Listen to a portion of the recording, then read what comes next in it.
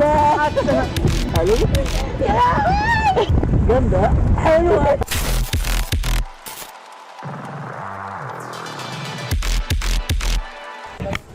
حلقة النهاردة هتكون في نادي كهرباء التجديف. هنشوف مع بعض الضحك والهزار والتهييس والجمدان اللي احنا قضيناه في اليوم ده. اول ما بتروح هناك بتروح تسجل الاول وتدفع الرسوم، وبعد كده بتلبس اللايف جاكيت، وبعد كده بيمرنوكوا وبيعرفوكوا تعملوا ايه بالظبط لما تيجوا تنزلوا، علشان برضو تعرف تستمتع بالرياضة وما تتقلبش بالكياك. ودي طبعا اللقطات كلها تهييس للفريق وقد ايه هو كان مبسوط واليوم كان ماشي معانا لذيذ. هي خايفة قوي، شجعوها. حاليا كانت بتفكر انها ما تنزلش خالص، بس احنا اقنعناها ونزلت معانا في الاخر. وبصراحة البنت دي انا مش عارف هي كانت بتعمل ايه، بس قشطة يعني.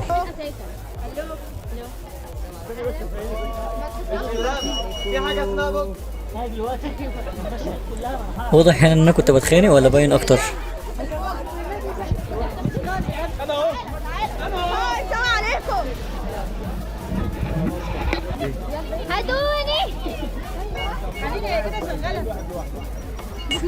انا بقى اللي بمنتج، فطبعا زي ما انتم شايفين كده قاعد بجيب الفضايح. وهنا بقى قررت ان انا فعلا ما اقصهاش واسيبها عادي في الفيديو. هنا بقى مرحلة الاستعداد، واحنا هنا بيجهزونا ان احنا ننزل وبيعرفونا التعليمات وازاي نجدف. ما تنسوش تعملوا لايك وسبسكرايب وتفعلوا الجرس وتكتبوا حابين اعمل فلوجات ايه تاني في الكومنت.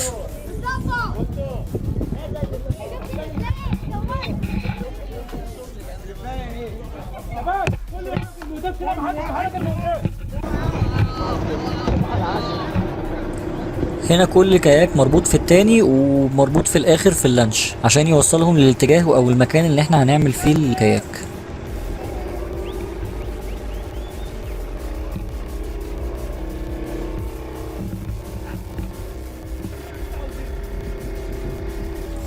طبعا الفريق كله كان مستمتع بالرحلة والمنظر بصراحة كان جميل.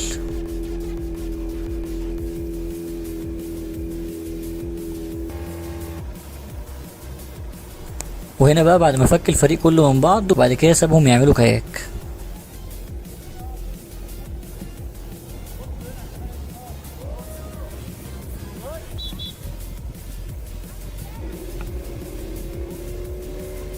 وهنا بقى بعد ما المجموعة بتاعتي جه الدور بتاعها، فقلت اصور بقى واوريكم الدنيا عن قرب.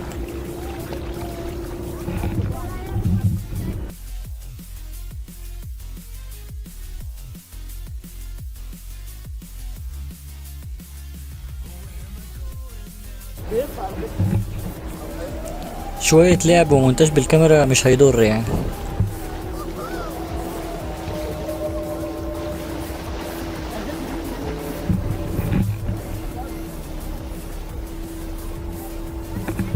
انا بصراحة كنت مستمتع ومبسوط جدا وكنت بصور. شايفين منظرنا عامل ازاي واحنا في النيل وبنعمل كاياك؟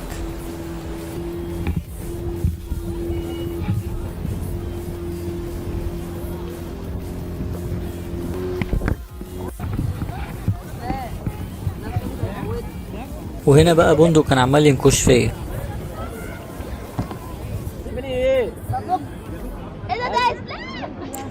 طبعا هي اتفاجئت عشان انا كنت مستحلف لها وقلت لها لما انزل هغرقك.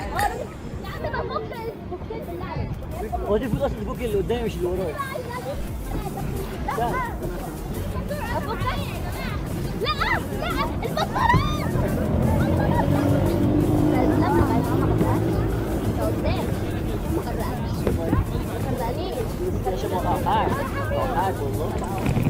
وفي اللحظة دي بقى انا كنت بفكر بصراحة ان انا اقلبها، بس قلت خلاص صعبت عليا. هنا بقى الراجل كان بيفك الحبل بتاعي علشان اعرف اتحرك لوحدي.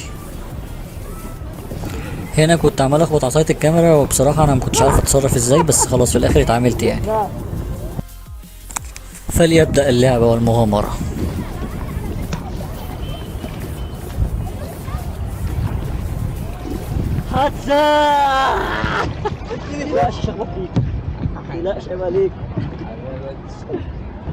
شفتوني انا حريف وما خبطتش فيه وركنت جنبه ازاي؟ حلوه.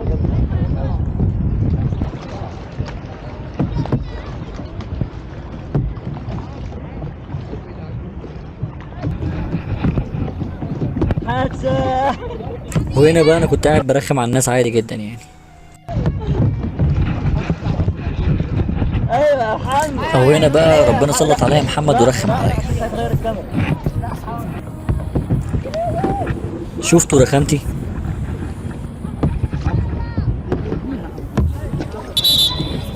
في مركبة.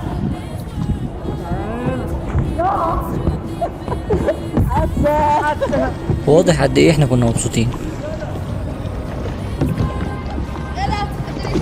احنا على فكرة مش مجرد فريق، احنا فعلا عيلة. والله.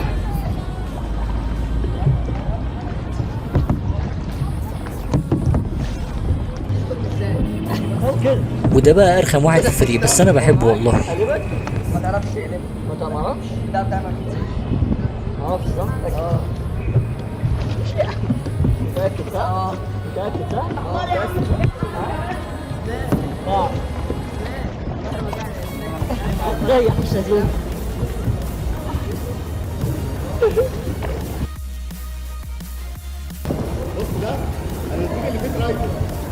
اصلا انا تقريبا ما جبتش اصلا معايا. ينفع كده؟ يس تعالى بالسواقه اصلا. يلا.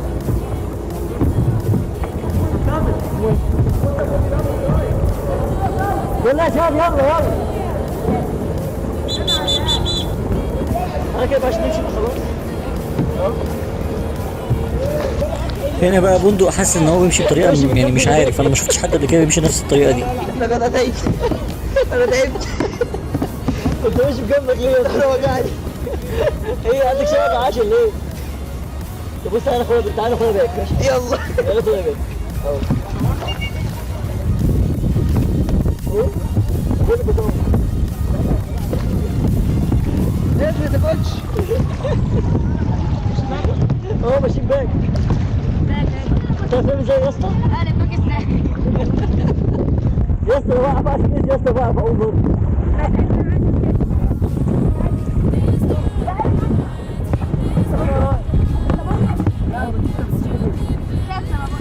وهنا بقى احمد عبد الله لقى طريقة ان هو يثبت الكاميرا بيها من غير ما يتعب خالص. ايوه كابتن اسلام. انا بطمن. لسه البتاع داخل في الصوت عليك. بقول لك ايه اعمل كده في الميه. دردش رجلك في الميه. تعالى ازاي؟ تعالى عشان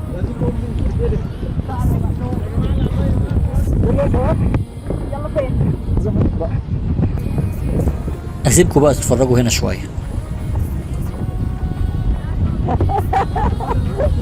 بس كده بس.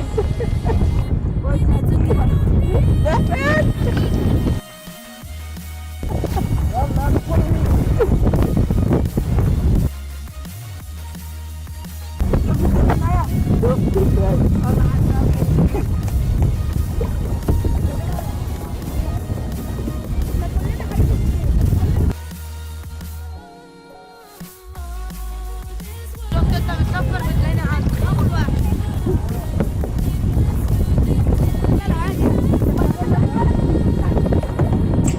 وهنا تحس ان بندق الصحة مساعدة جامد. ايوه خليني معاك خليني معاك. يا عم ده شبك ازاي؟ وهنا الحبل شبك في المقداف بتاعي. بندق بيحاول يبهرنا بحركاته.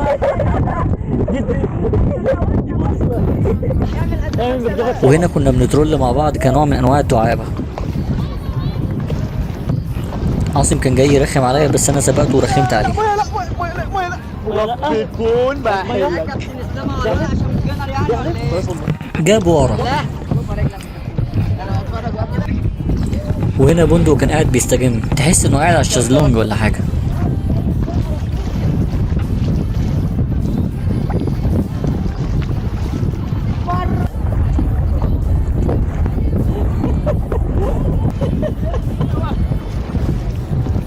وهنا بقى قررت اني ارخم على حنان، خصوصا انها يعني بتخاف من المية وكده.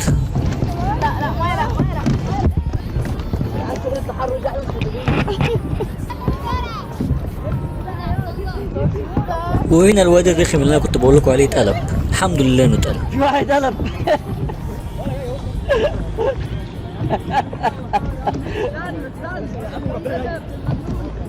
بقول لك ايه، سيبك سيبك. وهنا قررت ارخم على حنين تاني. طبعا حنين وعبد الكريم الاتنين من الناس الادمنز اللي معايا في الفريق، وبصراحه بحبهم جدا. هديك واحده صاحبني يا اسلام، الشوط ده ما اقولكش. صاحبني